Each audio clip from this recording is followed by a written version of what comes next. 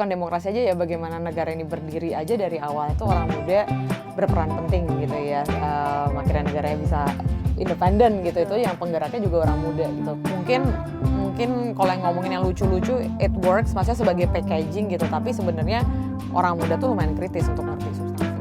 Karena politik akan menentukan siapa yang membuat kebijakan tuh ngefek di semua aspek hidup kita, dari pajak, transportasi, jalanan, infrastruktur, harga makanan, tiket konser.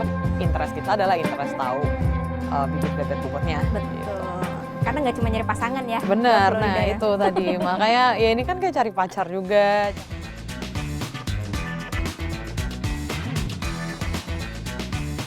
Halo teman-teman Histara.id, bertemu lagi dengan saya Amanda di Jejak Dokumentasi Podcast nih. Nah ini kan udah semakin mendekati bulan Februari ya, tanggal 14 Februari, yang bagi kebanyakan orang kayak ditunggu-tunggu banget. Tapi ini bukan tentang hari Valentine, ini tentang pemilu gitu kan, karena salah satu yang akan nanti kita pilih gitu, yang akan menentukan adalah calon presiden gitu. Nah, sebelum kita bicara lebih lanjut tentang pemilu, kayaknya seru nih kalau misal obrolan ini dibahas juga bersama dengan Mbak Florida dari Bijak Memilih. Halo Mbak Florida, terima kasih sudah datang ya kan untuk bicara tentang pemilu nih, karena kalau misal aku lihat di media gitu ya, dan juga dari data yang ada dari KPU gitu kan, pemilu 2024 ini kan didominasi oleh generasi milenial dan juga Gen Z nih Mbak Florida. Nah tapi sebelum kita bicara tentang bijak memilih ataupun pemilu 2024, mungkin ada sedikit cerita gitu ya dari aku tentang sejarah pemilu, karena yang kita tahu pemilu di Indonesia ini kan sebenarnya bukan yang pertama ya Mbak ya juga kan. Dari tahun 1955 atau bahkan mungkin dari masa-masa revolusi kan sebenarnya sudah pernah diadakan. Tapi yang menarik, di setiap pemilu ini memang ada peran anak muda gitu di situ. Ada yang kita tahu juga bahwa syarat pemilu itu sendiri kan bisa memilih di usia 18 tahun ke atas gitu. Dan memang dari zaman sebelum-sebelumnya gitu Mbak Florida, banyak anak muda juga yang dikerahkan untuk melakukan sosialisasi, terus juga ikut andil dalam kampanye partai kayak gitu. Nah, yang membuat aku penasaran, apakah dinamika politik seperti itu juga terasa seperti di masa sekarang gitu? Ya, jadi mungkin benar tadi yang kayak dibilang gitu ya, kalau misalnya ngomongin demokrasinya Indonesia tuh bukan demokrasi aja ya, bagaimana negara ini berdiri aja dari awal itu orang muda berperan penting gitu ya. Akhirnya negaranya bisa independen gitu. Itu yang penggeraknya juga orang muda gitu. Dan akhirnya perkembangannya sepanjang sejarah sampai reformasi dan lain-lain itu yang penggerak utamanya orang muda. Nah, itu secara big picture-nya. Tapi mungkin kalau di zoom in ke 2024 gitu, memang secara angka perannya jauh lebih tinggi lagi juga gitu kan. Tadi udah disebut millennials dan Gen Z itu mencakup 52% dari total voters. Jadi bukan sekedar kalau menggait suara orang muda akan menarik atau mungkin biasanya selalu hanya menarik saja gitu ya, karena tentu kalau yang orang muda lebih kreatif, lebih seru, engagementnya juga nanti naik ke generasi yang lebih senior gitu ya. Tapi sekarang secara number wise itu juga penting gitu, makanya attention dari teman-teman yang berkompetisi gitu ya, yang dari ketiga koalisi, semuanya tahu memang harus memenangkan suara orang-orang muda. Oke, betul. Apalagi sekarang kalau misalnya kita lihat di sosial media, banyak penggunanya kan juga kebanyakan orang muda gitu kan, ada milenial, ada Gen Z, dan mereka menyuarakan berbagai macam pandangannya gitu kan, maunya pemimpin yang seperti ini, pemimpin yang seperti itu, kayak gitu. Nah kalau misal bicara tentang bijak memilih, Mbak Florida, sebenarnya aku penasaran juga sih, bijak memilih itu sendiri, bagaimana sih prosesnya untuk menentukan atau menjadi semacam guide gitu untuk orang muda supaya bisa lebih membantu dalam menentukan pilihannya nanti di pemilu. Itu prosesnya seperti apa sih Mbak Florida? Iya, jadi bijak memilih sendiri memang lahir dari keresahan kita gitu ya, kayak satu masalah yang kita temukan itu banyak orang-orang yang merasa bingung juga. Kalau tadi pertanyaan sama gitu, jadi kalau kita mau menentukan pilihan kandidat, nggak cuma capres juga caleg gitu misalnya, kan ini serentak nanti semua gitu.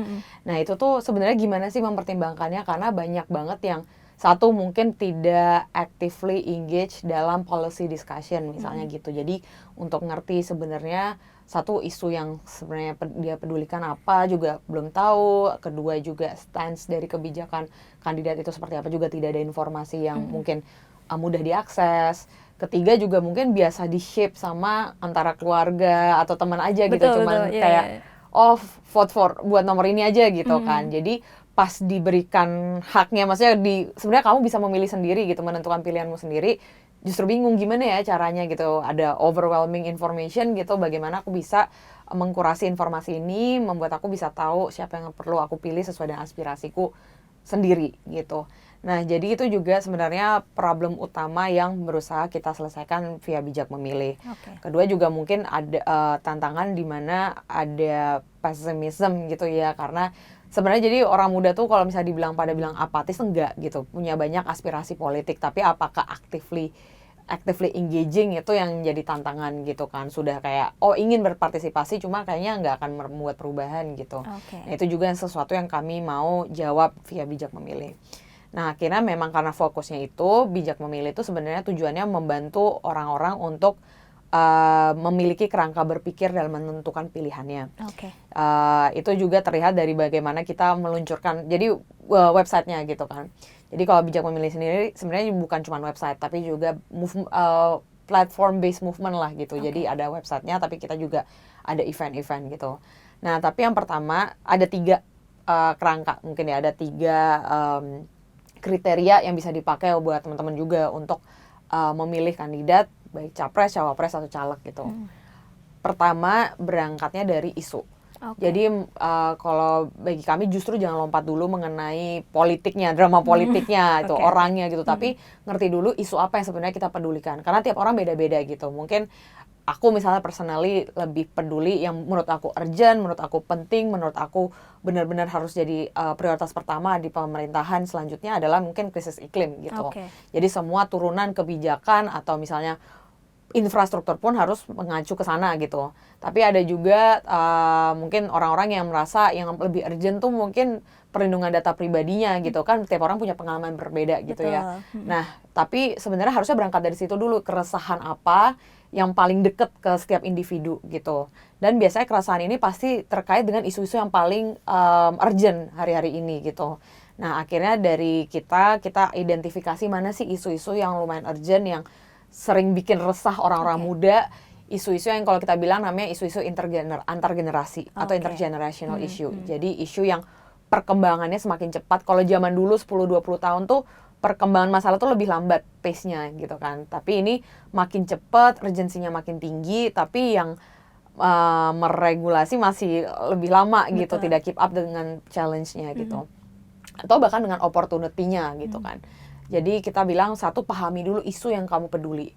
Jadi misal di website bijak memilih itu udah kita kategorikan, ada misalnya isu kesehatan, isu lapangan pekerjaan, memang isu-isu yang penting buat orang-orang muda. Nah, dari isu tersebut kalau dilihat nanti bisa ada informasi nih sebenarnya perkembangan kebijakannya terakhir seperti apa. Jadi orang-orang tahu sudah siapa yang regulasinya seperti apa, arah percakapannya seperti apa gitu. Jadi itu dulu, ngerti isunya, ngerti apa yang penting buat kita tiap individu. Dari isu, setelah kita tahu apa yang penting, masuk ke sistem. Jadi partainya. Karena kalau ngomongin ekosistem pembuatan kebijakan, itu tuh bukan satu orang aja. Itu satu orang kan, jadi itu salah satu faktor aja. Memang ada individu yang memiliki authority untuk membuat regulasi, namun proses pembuatan kebijakan itu kan sistem ya. Kalau misalnya UU kita ngomong nggak cuma pemerintah tapi juga di DPR gitu kan. Jadi harus ngelihat dari big picture-nya dulu, the whole ecosystem of policy making process.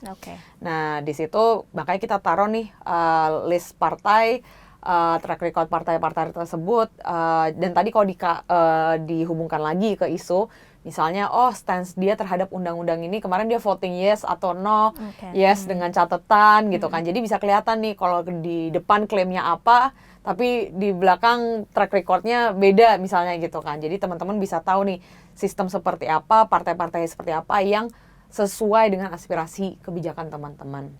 Jadi tadi isu partainya jadi sistem. Ketiga baru kandidatnya. Kalau di bijak memilih so far kita masih fokusnya di capres cawapres dulu gitu ya karena kok caleg sebanyak banget Iya, gitu. benar. Jadi di capres cawapres kita taruh informasi juga mengenai track record, achievement, kontroversis gitu. Jadi di situ bisa melihat juga kesinambungan apakah capres cawapres ini membawa aspirasi yang penting bagi teman-teman pemilih muda gitu. Jadi ya tadi orang-orang muda begitu. Oke, nah Mbak Florida jadi tadi juga sempat menjelaskan bahwa memang bagi para pemilih baru ini gitu ya, orang-orang muda ini mungkin masih banyak juga yang menentukan pilihannya ini berdasarkan lingkungan gitu kan ya, karena bisa jadi dari keluarga gitu atau mungkin teman atau orang terdekat lainnya gitu. Jadi pemikiran tentang tokoh atau calon yang akan dipilih ini terbentuk dari lingkungan sekitarnya gitu. Dan aku sebenarnya punya cerita menarik juga Mbak Florida terkait itu, karena kalau dilihat proses kampanye di tahun 1955 pun bisa dikatakan para pemilih muda atau orang-orang muda yang mengetahui tentang situasi politik ini kan kebanyakan dari kota-kota besar ya Mbak Florida. Sedangkan Indonesia sendiri kan pada masa itu juga banyak yang masih hidup di wilayah pedesaan gitu ya, informasinya pun terbatas. Jadi yang mereka tahu terkait dengan situasi politik di kota atau di Jakarta pada saat itu ya berdasarkan para partai yang melakukan kampanye gitu. Jadi saat partai misalnya bilang bahwa oh semua baik-baik aja karena kita tuh dukung kalian, karena kita bela kalian, jadi mereka beranggapan oh berarti partai ini tuh pro kita kayak gitu, tanpa ada informasi tanpa ada informasi tambahan gitu kan, mereka tidak memiliki akses untuk mengetahui pandangan lain gitu terkait dengan situasi politik pada masa itu. Sedangkan kan kalau sekarang dengan adanya bijak memilih, sosial media juga, kita jadi punya banyak pandangan yang lebih beragam ya nggak sih Mbak Florida tentang kondisi politik ataupun kebijakan-kebijakan yang mungkin di tahun 2019 mereka janji-janjikan gitu, sekarang kira-kira sudah terrealisasi atau belum, atau mungkin bahkan ada yang anggaplah bilangnya dulu A gitu, ternyata sekarang jadinya B yang kayak gitu kan. Dengan adanya sosial media itu juga kita terbantu ya untuk melihat apakah janji-janji itu terrealisasi atau enggak gitu kan. Tapi aku juga penasaran, kalau kita bicara tentang bijak memilih, sebenarnya sudah berdiri sejak kapan sih Mbak Florida bijak memilih sendiri? Ya kalau bijak memilih sih kita diinisiasi oleh dua organisasi gitu ya, namanya Think Policy dan One Is Up Indonesia. Kalau bijak memilih sendiri terinisiasi mulai mungkin ini 2024 2023 ya akhir 2022 lah, karena kita tahu mau sebenarnya prioritas kita tuh ngomongin isu-isu, kalau di Think Policy isu-isu kebijakan fokusnya, jadi policy partnya. Kalau One Is Up Indonesia di isu-isu sosial politik gitu.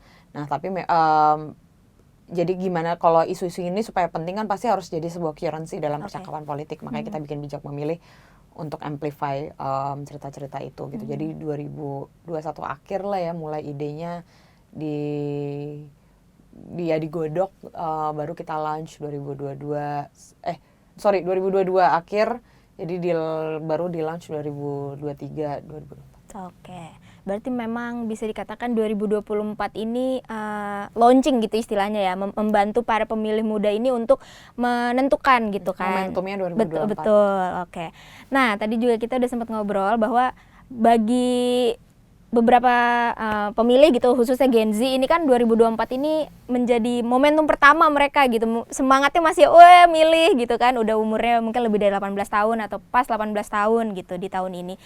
Menurut Mbak Florida sendiri, selain isu atau kebijakan, apa aja sih yang menjadi concern anak muda atau orang muda di pemilih 2024 ini? Maksudnya selain isu seperti keamanan data atau iklim gitu, apakah personanya sendiri itu juga menjadi highlight gitu menurut para pemilih muda ini berdasarkan mungkin riset dari bijak memilih gitu, apakah itu juga penting atau memang fokus utamanya itu di isu atau mungkin bisa dibilang track record mereka dari 2019 sampai sekarang ini, janji-janjinya ada yang sudah dipenuhi atau belum atau gimana? Ya jadi justru mungkin maksudnya kalau kita ngomongin politik secara umum kan preferensi orang dalam memilih beda-beda ya. Memang ada yang jauh lebih fokus ke substansi, misalnya ada yang mungkin karisma, dan sebenarnya salah satu yang kami mau coba bantu adalah kalau maksudnya di pemilu sebelumnya itu kan lumayan polarisasi gitu ya. Jadi kita pengen bantu, maksudnya kita pengen mendukung bagaimana demokrasi kita lebih sehat, di mana pertimbangan-pertimbangan memilih ini justru fokus di kebijakannya gitu. Jadi kalau misalnya ditanya ada nggak faktor lain, tentu ada gitu kan, setiap kita punya bias gitu. Tapi apakah itu harus cuman satu-satunya pertimbangan, itu yang sebenarnya kami pengen dorong supaya tidak terjadi gitu. Makanya percakapannya digeser ke arah kebijakan gitu. Harusnya kita pedulinya ke kebijakan gitu, arahnya kemana. Dan maksudnya kan kalau tadi 2019 kalau ngomongin petahana, tapi kan ada juga yang baru atau dari daerah naik jadi mau capres dan lain-lain gitu. Jadi overall track recordnya gitu, dan tadi misalnya koalisinya seperti apa. Kalau yang lain-lain aku rasa cukup beragam ya, jadi memang ada percakapan masih gimmick. Jadi ini salah satunya juga kita temukan dalam mengerjakan bijak memilih kali ya. Jadi banyak yang kayak mungkin orang lebih tertarik sesuatu yang sifatnya gimmick dan lain-lain. Tapi bijak memilih sendiri sekarang websitenya udah 5 atau 6 juta view gitu ya, dan interaksi on the ground di acara juga gede gitu. Jadi mungkin kalau yang ngomongin yang lucu-lucu it works, maksudnya sebagai packaging gitu, tapi sebenarnya orang muda tuh lumayan kritis untuk ngerti substansi, dan mereka mau tahu juga gitu. Dan tadi ngomongin orang muda tuh beragam ya, dari yang Gen Z juga, kalau aku bilang memang Gen Z juga lumayan melek dan lumayan karena suka anxious gitu ya dengan masa depan gitu. Jadi sebenarnya perhatiannya gede gitu terhadap substansi.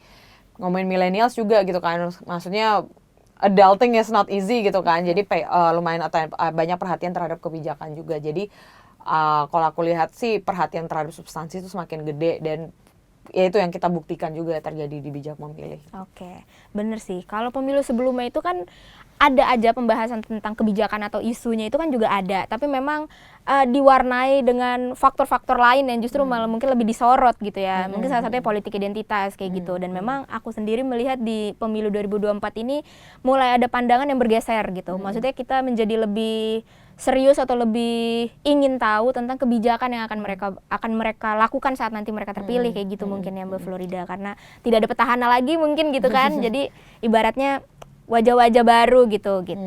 Ya mungkin juga karena keresahannya makin tinggi ya. Tadi misalnya kalau kita ngomongin tadi yang aku bilang isu-isu antar generasi gitu, makin terasa dampaknya, perubahannya semakin cepat gitu. Kalau dulu mungkin kalau business as usual nggak terlalu, ya udahlah gitu, bisa lebih ikhlas mungkin gitu ya. Tapi sekarang kayaknya pressure dan harapan punya pemimpin yang ngerti sebenarnya apa yang kita hadapi itu semakin tinggi gitu. Oke. Aku juga sebenarnya penasaran, Mbak Florida, sebenarnya seberapa penting sih menggait suara anak muda gitu? Karena kalau misalnya kita lihat di kehidupan sekarang gitu ya, maksudnya di kondisi realnya, para calon presiden ini atau para caleg ini kan memang seperti menargetkan secara khusus anak muda gitu ya, dengan adanya gimmick-gimmick, terus juga mengambil isu-isu yang lagi populer gitu, penggunaan istilah-istilah yang umum gitu di orang-orang muda. Itu sebenarnya menurut Mbak Florida sendiri seberapa penting sih sampai mereka se-effort itu gitu? Ya tadi ya, jadi penting karena 52% gitu. Jadi ya, kalau namanya election kan menang suara ya. Jadi mau nggak mau basisnya makin gede yang makin penting gitu. Jadi otomatis penting. Cuman pertanyaan yang kalau dari kacamata yang running gitu ya, yang akan maju bertanding. Tapi sekarang yang jadi tantangan buat orang mudanya, votersnya adalah bagaimana kita memastikan cara mereka engaging suara, mendapatkan suara itu secara substansial gitu. Jadi itu sih sebenarnya tantangannya. Kalau dari mereka udah one thing for sure, mereka pasti butuh suara gitu. Tapi bagaimana, karena kalau misalnya kita ngomongin politik itu kan kayak market ya, ada demand, ada supply gitu. Kalau demandnya push untuk substansi, mau nggak mau yang bertanding juga akan menjawab demand tersebut gitu.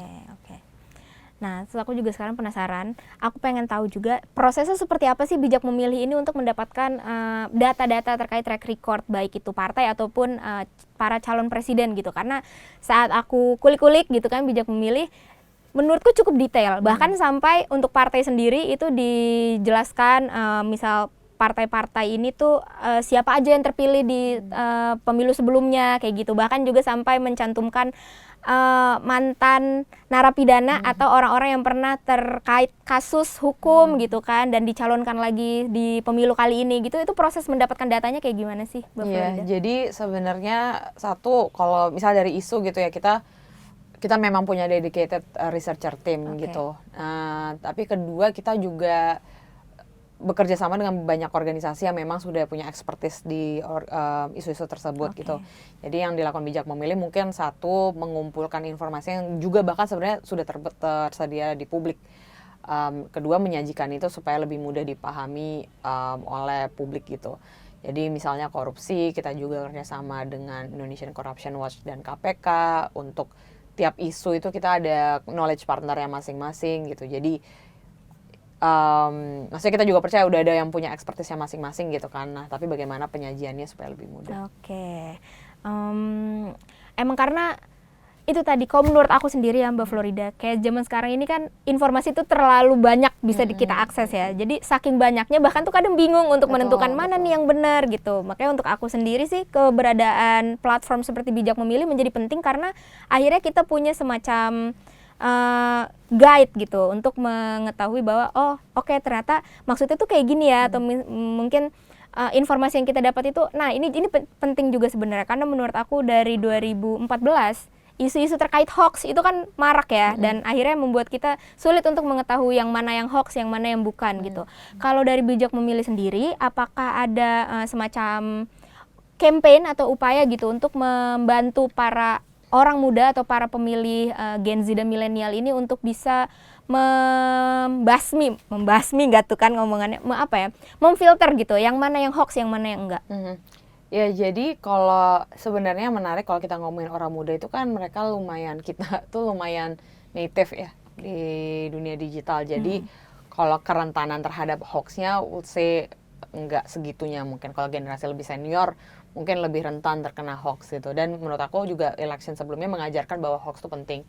Tapi kalau di sekarang ini challenge-nya berubah. Jadi bukan sekedar hoax tapi mungkin misinformasi, atau misalnya kita cuma punya tahu not necessarily hoax gitu, jadi dia belum tentu hoax, tapi kita cuma lihat dari satu sisi aja gitu. Padahal untuk membuat keputusan yang tepat, untuk membuat keputusan yang bijak kan kita harus punya semua informasi. Betul. Jadi spiritnya, makanya di Bijak Memilih kayak misalnya tiap partai gitu atau capres-cawapres kita taruh dua-duanya, kontroversis dan achievement, karena buat kita fokus kita bukan combating hoax-nya, tapi menyediakan informasi secara komprehensif secara big picture gitu. Jadi teman-teman bisa tahu informasi seperti apa nih yang aku harus kulik lebih jauh gitu. Itu satu. Nah, kedua, kita juga ada bersama partner campaign juga gitu. Sifatnya sebenarnya lebih ke pause dulu gitu. Jadi tiap kali ada informasi enggak langsung di forward atau langsung ditelan mentah-mentah, tapi kayak pause dulu, then ini agak dilebay-lebaykan nggak? Jadi itu yang sebenarnya lebih tricky. Kalau hoax kan kayak bohong atau nggak bohong gitu kan. Tapi kayak ini benar tapi dibikin lebay gitu, dibikin lebay padahal sebenarnya nggak semenyeramkan itu. Misalnya ini menyeramkan, benar, ini sesuatu yang buruk, ini sesuatu yang merugikan negara misalnya, tapi sebenarnya ada pertimbangan yang lain yang membuat kita sebenarnya bisa melakukan itu misalnya. Jadi elemen-elemen lain yang membuat kita yang harus kita perhatikan gitu sebelum kita, satu, mengkonsumsi informasi tersebut, dua, share informasi tersebut. Itu sih jadi fokus kita. Betul, karena menarik kalau misalnya dilihat di sosmed sekarang gitu ya, ada banyak cerita-cerita para orang muda ini yang menceritakan di lingkungan rumahnya, bahkan bisa anggaplah satu rumah 5 orang, 5-5-nya ini punya punya preferensi yang berbeda gitu ya. Dan memang mungkin itu akan menjadi semakin umum di pemilu kali ini dan pemilu selanjutnya, karena itu tadi informasi yang kita dapatkan itu juga semakin mudah, dan kita juga bisa lebih terbuka dengan berbagai macam pandangan ataupun kebijakan gitu kali ya Mbak Florida. Nah, aku juga penasaran, kalau untuk Bijak Memilih sendiri, selain platform website gitu, biasanya kegiatan apa aja sih yang diselenggarakan? Jadi kita ada yang namanya BMX, Bijak Memilih X organisasi apa gitu. Nah, ini juga mungkin menjawab tantangan bagaimana supaya Bijak Memilih ini nggak satu Jakarta sentris atau Jawa sentris gitu. Tentu masih banyak yang bisa kita lakukan, cuman juga terbatas ya kapasitas gitu. Tapi makanya salah satu approach yang kita lakukan adalah melakukan BMX, di mana kita mungkin membantu secara sedikit substansi dan bentuk acara seperti apa sih yang bisa dilakukan sebagai movement yang independen, bisa make sure semua misalnya aspirasi bisa masuk, yang cukup casual tapi tetap substansi gitu. Nah, mungkin di desain acaranya itu yang kita bantu, tapi kita bekerja sama dengan organisasi di lapangan gitu. Jadi So far kurang lebih kita udah melakukan 60 BMX itu di Indonesia dan juga beberapa di luar negeri sebenarnya. Jadi teman-teman diaspora ngajakin, karena mungkin itu ya tadi bagaimana bisa punya diskusi politik yang independen. Banyak yang begitu melakukan langsung oh ini pasti backingannya ini, siapa gitu kan. Jadi mereka juga susah cari avenue gitu. Akhirnya maksudnya kita desain sebuah bentuk yang bisa independen. Maksudnya dari kita juga memang independen gitu kan, jadi turunannya juga semua independen. Dan kedua sebenarnya kenapa kita melakukan bekerja sama dengan organisasi, selain untuk supaya lebih mudah ininya secara implementasi, juga organisasi-organisasi ini yang paling tahu sebenarnya isu di lapangan. Betul. Gitu di daerah tersebut. Jadi menurut kami itu cara diskusi seperti itu lebih baik dilakukan secara kolaborasi. Oke, nah aku juga penasaran jadinya, ada perbedaan gak sih Mbak Florida, urgensinya dari para pemilih di luar dengan pemilih di dalam negeri gitu? Atau sebenarnya punya garis besar yang sama, entah itu misal punya concern di bidang lingkungan gitu, atau mungkin ada yang berbeda tapi sebenarnya sejalan sih gitu? Rata-rata kurang lebih sama ya kalau aku lihat. Jadi tetap berangkat dari isu-isu tadi yang intergenerational issues, jadi kurang lebih sama. Cuman mungkin kalau teman-teman diaspora ada mungkin beberapa elemen di luar negeri, atau misalnya bagaimana pemerintah bisa mengempower, mensupport teman-teman diaspora, itu mungkin lebih banyak diskusinya di sana. Oke.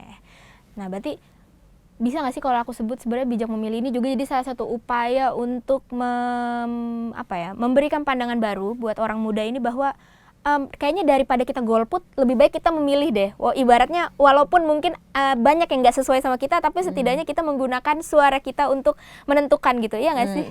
Kita sebenarnya fokusnya ini kalau nih ditanya kayak bijak memilih sebenarnya mendorong golput apa enggak golput gitu, tapi mungkin sebenarnya kita yang penting well informed decision gitu. Jadi apapun yang terjadi, kalau misalnya kadang ada yang ngomong kalau golput nanti bahaya soalnya bisa dicurangin atau macam-macam gitu, tapi kita sebenarnya mundur lebih kayak sebelum membuat keputusan apapun make sure udah punya informasi yang cukup yang dibutuhkan untuk mengambil keputusan. Jadi bukan karena misalnya pun udah kayak udah apatis, maksudnya take a step back, apakah memang itu karena udah keseringan dengar yang negatif aja, atau sebenarnya ada nih hal-hal yang bisa cukup gitu untuk diperjuang, bukan untuk tiap individu itu kayak oke, aku mau berpartisipasi gitu.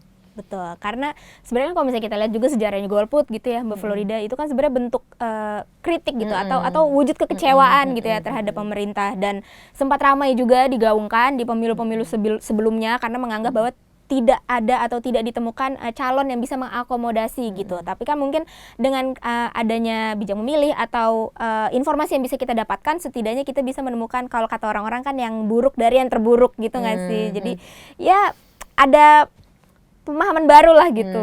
Mungkin lebih, kadang kok aku sendiri kalau misalnya bilang kayak the lesser evil tuh agak pessimist view ya. Maksudnya ini analogi yang suka kita pakai juga di bijak memilih gitu. Jadi mungkin sama kalau kita mau meng-hire orang gitu. Kalau kita mau meng-hire orang kan mostly nggak perfect juga. Maksudnya ya kalau mau ngadi-ngadi kayak yang paling segala macam lah. Tapi kalau kita mau meng-hire orang bekerja bersama kita gitu, kan ada kriteria gitu ya, misalnya ini rajin gitu, rajin tepat waktu, tapi skill analisisnya mungkin juga penting gitu, terus apalagi nggak tahu gitu, beda-beda, bahasa Inggris nggak ngerti, ada beberapa kriteria. Nah biasanya kan kandidat yang datang itu beda-beda ya. Ada yang mungkin lebih unggul di tadi rajinnya tapi analisisnya kurang, ada yang analisisnya bagus tapi rajinnya kurang gitu misalnya. Nah, jadi tantangannya adalah itu, kita punya segambreng, satu ngerti apa aja sih sebenarnya kriteria yang kita mau, dan akhirnya kedua nyaman nih dengan semua kriteria ini, misalnya ada yang beda naik turun, di mana nih kita bisa kompromi gitu. Itu mungkin frameworknya, jadi daripada lebih fokus ke moral, ya maksudnya moral penting gitu, tapi kalau misalnya lesser evil kan agak pesimis. Dan pemerintah itu sebenarnya kan kasarnya ya kita hire ya, kita kayak pilih, kerjakan tugas ini untuk mengatur urusan yang akan ngefek ke hidup kita gitu. Jadi mindsetnya adalah kalau kita mau hire orang sebenarnya kriteria apa yang dicari gitu, dan the best kandidat yang bisa kita dapat dengan supply yang ada sekarang gitu betul. kan.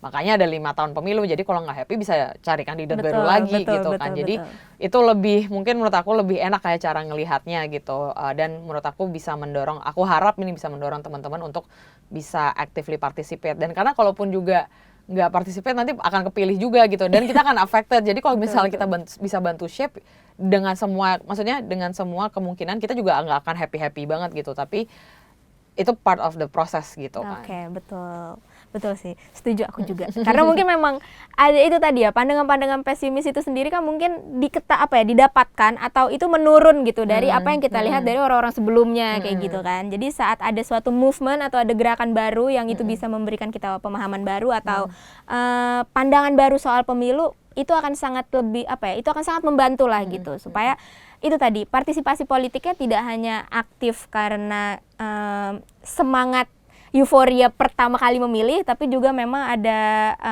pandangan ke masa depan juga, bahwa memang negara ini kalau misalnya kita biarkan aja karena golput gitu kan sayang ya, karena kita juga akan terdampak kayak gitu. Kita pasti terdampak. Jadi kalau ada yang ngomong nggak ngefek ke hidup gue sih, nggak mungkin, pasti ngefek gitu. Cuma karena politik akan menentukan siapa yang membuat kebijakan tuh ngefek di semua aspek hidup kita, mau dari pajak, transportasi, jalanan, infrastruktur, harga makanan, tiket konser, semuanya gitu. Jadi nggak mungkin hidupnya nggak terdampak gitu. Oke. Nah, aku juga penasaran. Sebagai sebuah platform yang menunjukkan pro dan kontra atau mungkin positif dan negatif dari partai gitu kan, atau mungkin calon presiden gitu terkait dengan kebijakannya atau track recordnya, pernah dapat semacam kritik atau disentil gitu nggak sih, kayak kamu bikin platformnya kayak gini sih gitu, ada nggak sih Mbak Florida? Mungkin kita definitely ada hak jawab mungkin ya kalau di media gitu. Jadi waktu kita launch misalnya track record korupsi partai gitu ya, itu banyak adalah partai-partai, tapi mungkin kayak loh kenapa gue setinggi ini, kayaknya itu bukannya lebih tinggi gitu. Tapi dari awal kita punya kerangka yang jelas. Jadi misalnya korupsi itu tuh yang udah putusan pengadilan gitu, jadi memang kalau yang belum ada putusan nggak bisa kita masukin. Kedua, kita makanya nggak pernah mau taruh ranking apa yang paling korupsi karena itu misleading gitu. Jadi kita kalau misalnya itu bukan konklusi dari angka, kita cuma bilang secara putusan pengadilan ini partai ini sudah segini ininya, tapi kita itu nggak cukup untuk bilang mana yang paling korup gitu. Jadi memang secara kerangka kita juga make sure datanya itu data yang akurat, data yang reliable, data yang sudah tersedia secara publik juga. Jadi mungkin lebih memang dari partai-partai lebih nanya klarifikasi aja sih, tapi jadi ya karena tahu juga awalnya bener gitu, maksudnya nggak, dan independen lagi gitu ya, nggak ada titipan siapa-siapa, fine-fine aja gitu. Berarti memang mungkin agak terkejut kali ya. Ya agak, lo bukannya sana lebih korup gitu, terus kita kayak lah ya nggak tahu juga mungkin ya, coba lo obrolin, tapi dari putusan pengadilan ya segini, kalau misalnya kenapa nggak nyampe putusan pengadilan, itu bukan informasi yang kita taruh lah gitu. Atau sempat ada tawaran kerjasama nggak sih jadinya? Sebenarnya apa dulu mungkin di awal nggak tahu juga, mungkin di awal gitu ya. Dan sebenarnya kalau ngomongin election kan banyak area-area diskusi yang kita nggak, kayaknya independen tapi ternyata ada siapa gitu. Jadi kita juga itu sebenarnya salah satu exercise yang kita lakukan untuk ngerti mana yang ini nanti menggiring kemana, mana yang enggak gitu. Tapi karena memang dari awal kita memang tegas independen, jadi ya akhirnya kayaknya orang juga tahu ya nggak mungkin ngajak kerjasama untuk itu gitu. Tapi sebenarnya yang aku mungkin juga bangga karena kita independen dan memang tujuannya adalah political education gitu ya. So far ya conversation dengan 3 tim juga aku bilang cukup baik gitu ya. Kemarin misalnya kita bikin acara 18 parpol datang, bikin booth sebelahan semua gitu walaupun beda koalisi. 3 dari tim kampanye juga semuanya datang, 3-3-nya gitu. Jadi jadinya gitu ya, maksudnya memang produktif ya di hubungannya dan tetap independen. Berarti mungkin bisa dikatakan kerjasamanya ini tuh menciptakan suasana pemilu yang menyenangkan gitu kan ya. Iya. Kan ya bisa aku katakan gitu ya, pemilu sebelumnya agak horor gitu kan. Ibaratnya gesekannya tuh terlalu banyak, jadi memicu huru hara gitu. Ini nggak horor yang ini. Lebih fun ya. Bisa lebih fun tuh katanya kan. Cuma kayak lebih apa ya? Karena mungkin itu tadi ya, ada faktor-faktor lain yang mana itu tidak dibantu dengan mungkin bisa dikatakan informasi yang clear gitu. Jadi akhirnya sesuatu yang misinformasi ini dibiarkan aja gitu. Karena kalau sekarang sih aku melihat selain orang mudanya juga semakin kritis, mungkin belajar dari peristiwa buruk di masa lalu gitu ya. Jadi sama-sama ingin menjadikan pemilu tahun ini tuh lebih uji substansi lah gitu. Seenggaknya kita yang diributkan itu visi misinya, bukan orangnya atau latar belakangnya. Mungkin kayak gitu kali ya. Ya, kalau dari kita bijak memilih sendiri sih ya tadi ya. Jadi maksudnya kita sediakan memang ruang tamu untuk ngobrol bersama gitu. Kita tidak punya misi untuk kandidat tertentu gitu. Yang penting duduk bersama, karena kita ya kalau dikata suka bercanda gitu, objeknya siapa, rakyat. Wow, udah kayak parpol. Tapi maksudnya ya udah, kita cuma mau dengar dan mengkritisi aja tiga-tiganya gitu kan. Karena kita juga interest kita adalah interest tahu bibit bebet bobotnya. Betul. Gitu. Karena nggak cuma nyari pasangan ya. Bener, nah ya. Itu tadi. Makanya ya ini kan kayak cari pacar juga, cari kolega, cari orang yang mau di-hire gitu. Jadi mindsetnya ke situ, cari yang emang bisa beneran deliver. Betul, oke. Aku juga penasaran sebenarnya, kalau saat mengadakan event atau misal dalam proses mengumpulkan data itu sendiri, challenge-nya tuh selain ada apa ya, mungkin bisa dibilang ada pertanyaan kayak beneran independen nggak sih gitu, ada hal lain nggak sih Mbak Florida yang mungkin bisa dijadikan apa ya, cerita gitu, kayak apakah masih banyak yang menganggap bahwa bijak memilih ini bagian dari kampanye parpol atau gimana gitu? Banyak sih, maksudnya kita dari titik ini udah ikhlas aja.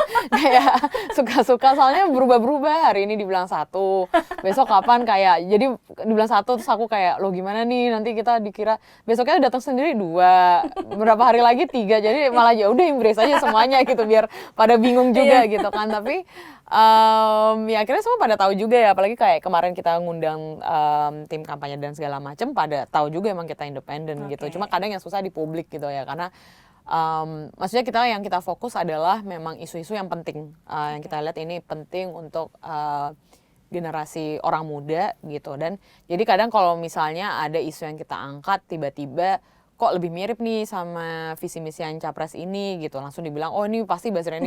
Ya kalau misalnya sana memang punya visi misi sama kayak kita ya bagus gitu kan, bukan kita buzzer. Nah makanya berubah terus, kayak ya udahlah biarin aja lah, udah di titik ini udah mau diapain udah susah. Itu mungkin salah satu resiko karena musim politik, apa ya, musim pemilu kali ya. Bener, jadi emang bener, dicatut-catutin gitu, kita bikin acara dibilang oh di acara ini pada memuji, padahal ya enggak juga gitu. Tapi kayak ya udahlah, maksudnya kalau emang dari awal independen, akhirnya maksudku keluar juga ya. Jadi enggak, maksudnya itu ada noises tapi enggak apa-apa lah gitu. Lebih sensitif kali ya, karena udah mungkin bener gitu, dan kan? kayaknya karena memang belum pernah ada movement yang independen kali ya. Mungkin emang setelah aku pikir-pikir jarang, susah gitu, jadi skeptisismnya lumayan tinggi. Ya nggak apa-apa, ternyata ada.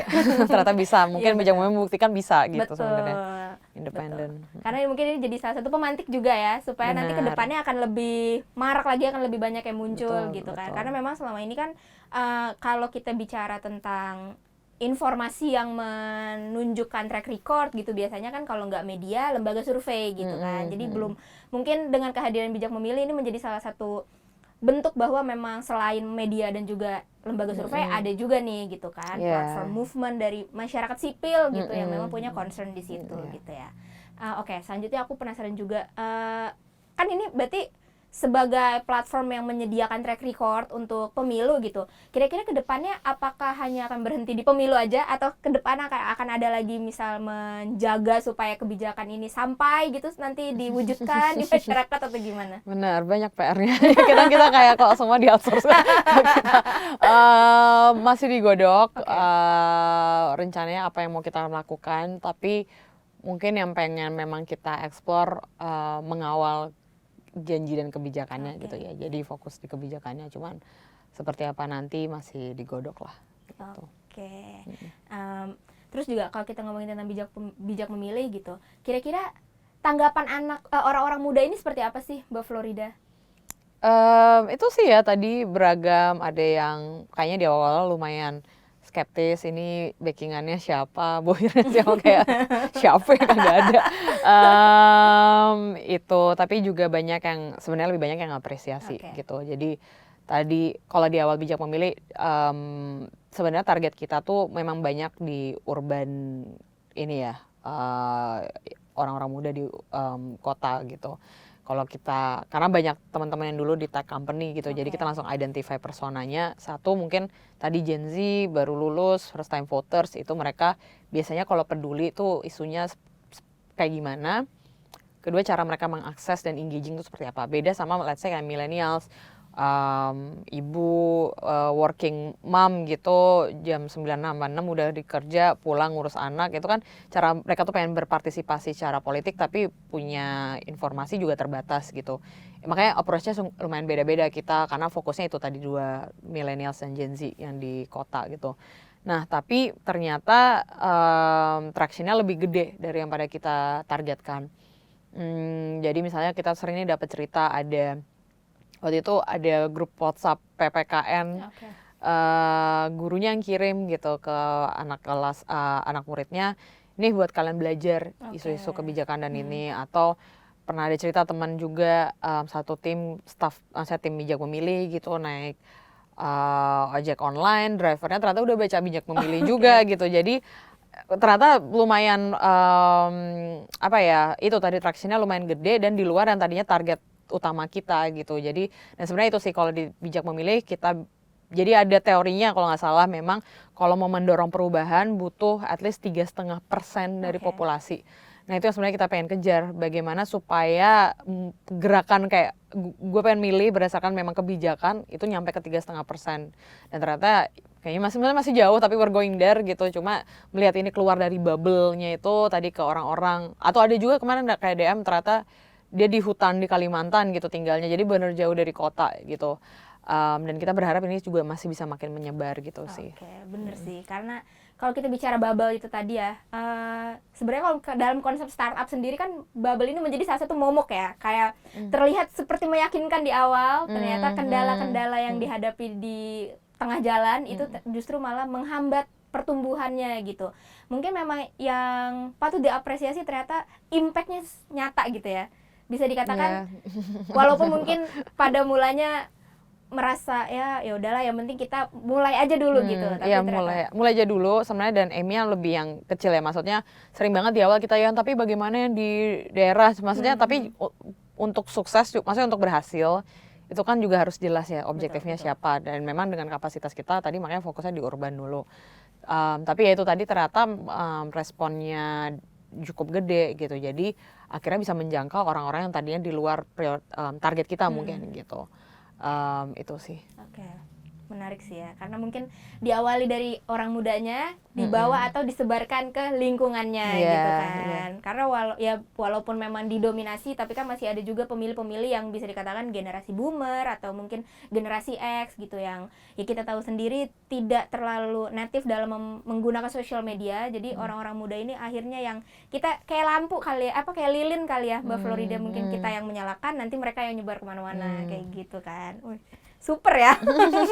Kayak wow, apa ya, sesuatu hal yang baru, dan aku sendiri excited banget saat buka bijak memilih karena ada kuisnya. Pertama ada kuisnya, kedua juga akhirnya bisa tahu, karena itu tadi ya, kalau misalnya kita lihat di media massa atau mungkin lembaga survei, kadang tuh ada aja sentimen-sentimen yang mengatakan ini kayaknya deketnya ke sini, deketnya ke situ, atau ini titipan itu gitu. Maksudnya mempertanyakan independensinya dari hasil atau data yang mereka keluarkan gitu. Tapi saat ada platform baru, warga sipil pula gitu ya, yang memang punya concern atau kepedulian gitu ya terkait dengan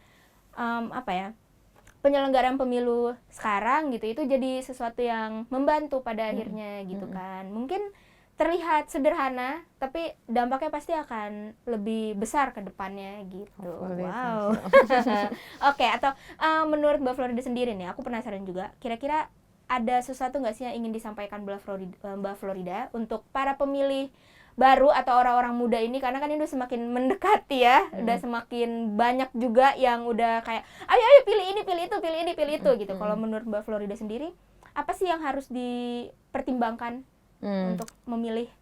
Ya kalau satu tetap tadi kau kerangkaya bijak memilih, kenali isunya, pahami ekosistemnya, partainya, dan baru kenali kandidatnya. Jadi sebenarnya sesederhana itu gitu. Dan tadi mungkin berangkat dari isu yang penting buat kamu, dan itu beda-beda gitu ya. Kadang orang kayak, aduh segambreng nih masalah di dunia ini, mana yang harus gue pedulikan. Justru mungkin kalau boleh be selfish gitu. Things that you care about, tiap orang datang dari situasi berbeda, keluarga berbeda, professional background berbeda, academic background berbeda. Apa yang jadi penting buat kamu mungkin beda dengan orang. Jadi fokus yang perhatiin itu aja. Isu itu, dan siapa yang bisa kamu lihat bisa mengawal aspirasimu gitu. Tadi partai dan orangnya. Itu satu. Kedua, sebenarnya apapun yang terjadi setelah 14 seputaran 2 putaran belum tahu, dan siapapun yang menang, tetap dikawal. Sebenarnya yang penting itu juga mengawal pemerintahan gitu, karena itu mereka memegang kontrol atas hidupmu kan kasarnya gitu. Nanti hak dan kewajibanmu itu di shape sama orang-orang yang akan memimpin gitu. Jadi it's one thing apakah pilihannya menang apa enggak, tapi regardless yang kita pilih itu menang apa enggak, tetap harus actively participate untuk mengawal. Betul, gitu. Betul. Karena memilih itu baru awal ya. Benar, memilih itu berawal gitu. Jadi kadang kan suka kayak, ih nanti malu nggak lu kalau misalnya lo pilih kalah. Lah ya enggak juga, maksudnya tetap itu tetap kontraknya sama gue gitu kasarnya kan. Jadi harus tetap dikawal gitu.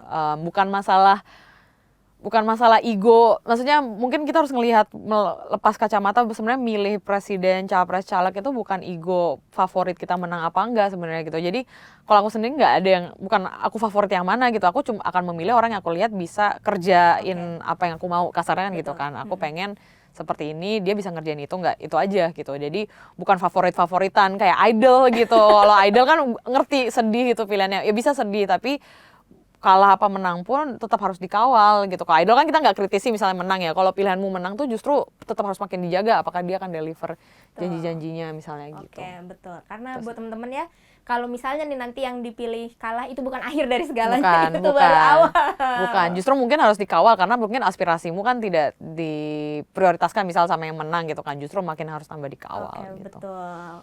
Karena itu tadi ya, kebijakan itu tidak hanya sekedar apa yang dipersiapkan ya Mbak Florida, tapi juga apakah kebijakan ini bisa goal gitu istilahnya ya, bisa disetujui, terus juga diimplementasikan dengan baik. Betul. Dan nanti setelah diimplementasikan juga kita harus melihat ya, apakah ini sesuai gitu kan dengan evaluasi apa yang, juga.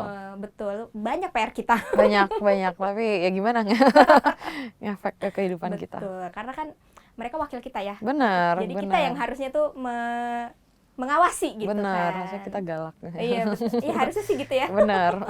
Nah, Mbak Florida, kalau misalnya kita bicara orang muda, itu kan banyak pandangan bahwa orang muda ini kritis ya, tapi kritisnya itu ibaratnya kayak udah sibuk di dunia sendiri gitu kan, dengan keaktifan di sosial media gitu. Jadi terlihat seperti kritis, tapi terkesan tidak untuk keluar dari dunianya gitu. Nah, aku penasaran sih sebenarnya. Kalau menurut Mbak Florida sendiri, kekritisannya orang muda ini tuh apakah benar memang hanya untuk lingkungannya dia sendiri aja, atau sebenarnya mereka tuh juga punya caranya yang tersendiri gitu untuk menyuarakan aspirasinya dalam konteks masyarakat gitu, kalau berdasarkan dari feedback bijak memilih sendiri. Mungkin kalau kita ngomongin kritis tuh pasti nggak lepas dari hal yang kita peduli secara individu gitu ya. Maksudnya pertanyaan apakah memang berdampak langsung apa enggak tuh beda-beda tiap orang. Tapi pasti itu sesuatu yang secara mungkin prinsip itu dekat. Jadi pasti itu nature-nya gitu. Orang kan kritis terhadap isu yang penting buat dia gitu. Dan kalau aku lihat justru orang muda tuh lebih memang malah lebih kritis. Maksudnya apakah mungkin ada perbedaan pendapat gitu sama generasi senior apa yang harus mereka lebih kritisi, tapi justru mereka akan jauh lebih kritis terhadap isu yang mereka memang peduli dibanding mungkin orang yang lebih senior peduli tapi nggak akan actively criticizing gitu, karena mungkin tadi ada banyak avenue untuk mencurahkan itu gitu ya. Jadi itu sih kalau aku lihat, maksudnya nothing wrong about it to be critical on things yang memang penting gitu. Mungkin sebenarnya challenge-nya adalah bagaimana mendorong supaya kritis ini terhadap isu-isu yang mungkin akses ke informasi gitu kali ya. Jadi ternyata ada isu-isu yang sebenarnya perlu dikritisi, tapi karena informasi yang nggak naik, orang nggak aware gitu. Betul, Jadi betul. itu challenge-nya sebenarnya. Karena mungkin kan kita juga orang muda ya. Karena ya itu balik lagi ke kritisan kita kan otomatis akan tergantung preferensi kita ya. Betul, Nah, betul. mungkin bisa dilihat kenapa akhirnya ada pernyataan atau stigma bahwa kritis ini tuh seperti sibuk dengan dunia sendiri, karena memang belum ada sesuatu yang bisa mengakomodasi apa yang menurut kita urgent kali ya, Mbak Florida. Ya mungkin maksudnya sebenarnya kan kok tentu orang-orang kritis dengan dunia sendiri gitu kan, itu yang membuat dia tidak nyaman. Cuman akhirnya definisi dunia sendiri itu hanya satu individu, apa akhirnya bisa dia melihat dunianya semakin luas, itu kan yang jadi tantangan gitu. Jadi kalau misalnya dibilang orang muda hanya ke dirinya sendiri, juga kita lihat banyak gerakan-gerakan lebih peduli ke orang-orang yang membutuhkan, lebih gerakan kemanusiaan, itu banyak yang ngegasin malah orang-orang muda gitu kan. Jadi aku lihat sebenarnya definisi dunianya tuh lumayan makin gede gitu. Dan memang pada akhirnya kan kalau dulu mungkin orang tua kita kayak main HP mulu, buka internet mulu, tapi pada akhirnya apa ya, sosmed itu juga jadi senjata utama kita ya untuk menjadi apa ya, menyebarkan informasi gitu kan, meng-guide gitulah istilahnya ya, informasi-informasi yang tidak misleading ataupun hoax gitu, dan juga jadi tempat kita untuk menyuarakan aspirasi kita. Karena, tapi sekarang juga banyak orang tua yang main HP terus, melek sosmed ya, main HP terus banyak orang. Iya bener tuh, entah itu dia video call sama temennya gitu ya, atau main sosmed juga gitu, WhatsApp stories gitu. Betul. Jadi kayaknya malah kembali benar kembali sebenarnya. Dan kalau dilihat sekarang juga kayak harus viral dulu ya untuk bisa, unfortunately, apa ya, untuk bisa terdengar gitu kan, karena ya tidak dipungkiri di sosial media tuh sesuatu yang viral itu akan jauh lebih cepat gitu ditanggapi kan. Jadi memang sepenting itu sosial media sekarang ya. Oke. So aku juga penasaran karena ini kita ngomongin sosial media, dan tadi Mbak Florida juga sempat cerita bahwa view-nya website Bijak Memilih sudah 5-6 juta gitu kan. Nah, feedback apa sih yang menarik yang pernah didapatkan dari Bijak Memilih gitu, dari para view atau tamu yang datang gitu ke websitenya? Sebenarnya mungkin banyak kayak feedback teknis mungkin ya. Lagi mikir ingat-ingat, tapi atau misalnya kayak boleh nggak ya ada konten misalnya kayak pemilu one on one begitu. Dan sebenarnya lumayan align dengan perencanaan kita, cuman dikeluarinnya di sequence-nya memang bertahap gitu kan. Jadi waktu di awal kita keluarin isu udah banyak yang ngomongin track record dong, cuman kayak emang akan keluar, cuman nunggu aja waktunya gitu. Tapi tadi mungkin juga ternyata banyak yang pengen minta sintesis gitu ya, langsung kayak ada semacam assessment-nya. Ya tadi misalnya mungkin contoh paling gampang pas kita keluarin track record korupsi parpol. Banyak banget yang langsung minta kenapa nggak langsung diurutin aja gitu, padahal justru kita nggak mau kesana karena satu itu menurut kita misleading, satu misleading, dua memang bukan itu konklusi yang perlu dicapai gitu. Nah, jadi banyak yang juga kayaknya minta lebih, maksudnya apa ya, Bijak Memilih sendiri itu udah sebenarnya summary gitu kan, minta lebih summary lagi gitu. Kita kayak nggak mau kalau itu udah bisa bahaya gitu, jadi bisa menggiring opini yang sebenarnya kita tidak mau gitu sih. Nah, itu harus dijawab juga. Iya benar. Mungkin itu juga, itu PR kita juga ya, bahwa kadang tuh ini tuh salah satu yang sering cukup banyak lah aku dengar, bahwa orang muda ini cenderung maunya tuh instan gitu kan. Padahal sebenarnya ini kan platform yang memberikan kita informasi. Nah, bagaimana kita mengolah informasi itu, bagaimana kita merangkum semuanya, itu kembali ke kita gitu kan ya, Mbak Florida. Ibaratnya kita mau bikin ayam goreng, ini udah ada ayamnya, terserah deh mau dibikin ayam goreng kering kayak mau apa kayak terserah kalian, mungkin gitu ya. Oke.